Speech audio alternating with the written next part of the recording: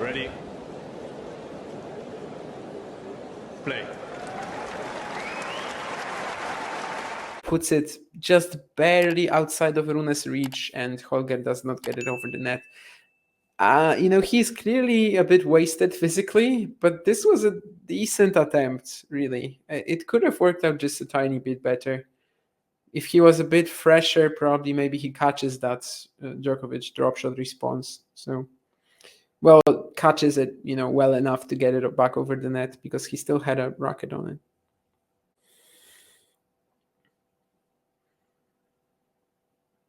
And now it's 30-15. Rune upping the pace on his cross-court backhand this time. Such a good response from Novak, though.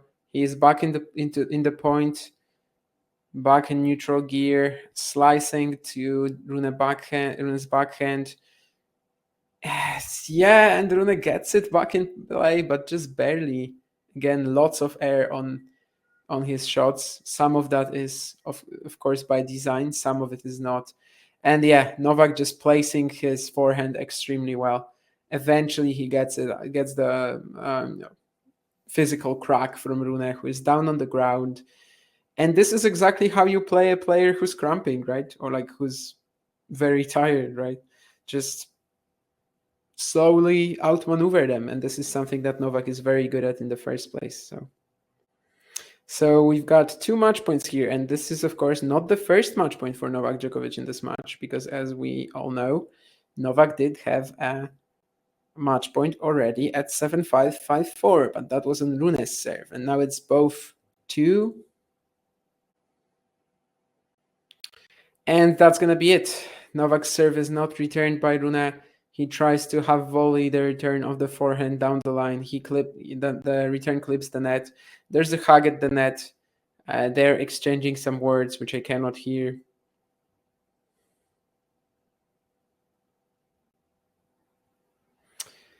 And that's it for today, ladies and gentlemen. We have watched Holger Rune play Novak Djokovic in a very good match, in a match that certainly could rival their final from 2022 in terms of the first 2 sets. But later on, of course, the third set, Rune going away, fading away physically, it does leave, well, I don't want to say a sour taste, but certainly it's not as much of a classic as it could have been. But still, almost 3 hours on the court, very good match. Novak is still winning matches like this at the age of how many ever years? Is he 36, right? I mean, he must be 36, I think. I don't think he would be 37 yet, but let me actually check just to be sure. Yeah, 87 born. That's what I thought. What are we gonna say here? Djokovic actually has not lost in his last 8 Paris appearances. He only lost before the final once, so he still is able to maintain that streak if he beats either Rublev or de Minaur tomorrow. Both matchups have been historically very good for him. Looks like the stomach bug is gone. So let's see if Novak has any issues tomorrow. And what else? Just a very good show. Shame that Rune faded away again, but that happens to him quite a lot. And of course, he's had a rough couple of months. Hopefully, he recovers well ahead of Turin and is dangerous there. He definitely could be, although I kind of want to see him on these fast courts. Just like Carlos Alcaraz, he still hasn't played the ATP finals as well, despite winning Paris last year. But I think that more or less secures it as well in terms of his top 10 finish, which just a short while ago wasn't exactly certain. But yeah, basically he will finish in the top 10. And that's we will be excited for the next match of Djokovic and Rune.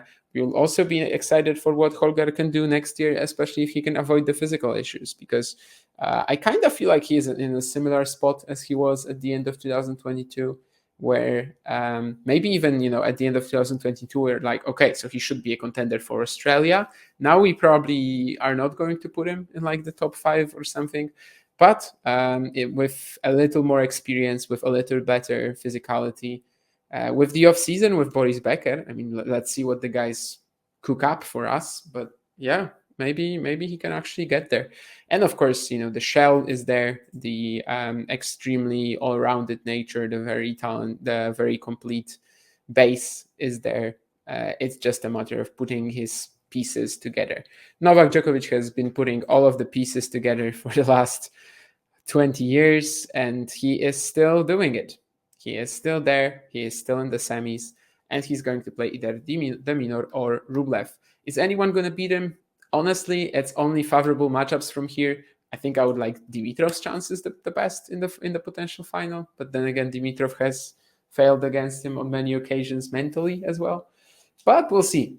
Two very long matches over the past 2 days for Djokovic, so maybe at some point it also has its physical toll on him, not only on Rune today, but maybe he also will feel this much in the one against Griekspoor, especially as the one against Griekspoor was, of course, related to stomach bug.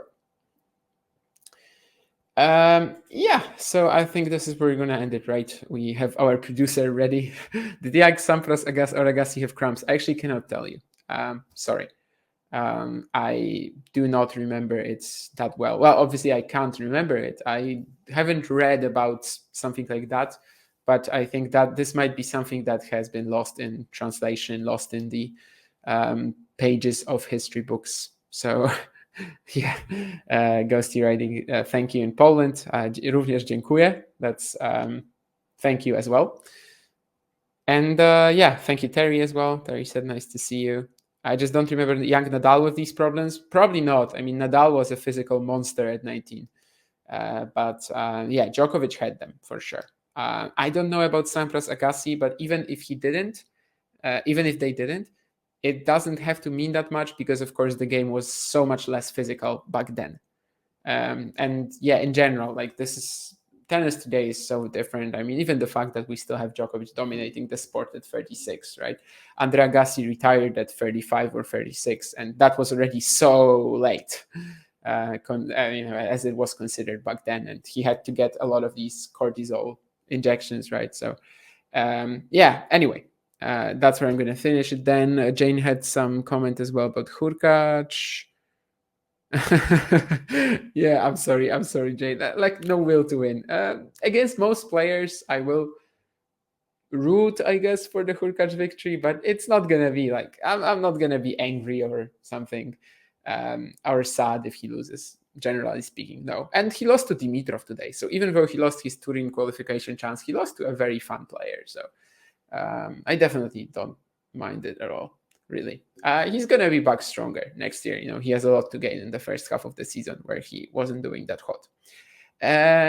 I'm saying that for the 100th time, but I think this is where I'm going to end. Merci, Matthew, and I'll see you on some other Talking Tennis stream. See ya.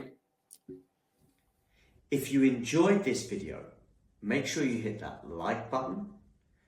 Don't forget to subscribe and click that notification bell so you don't miss out on all things tennis.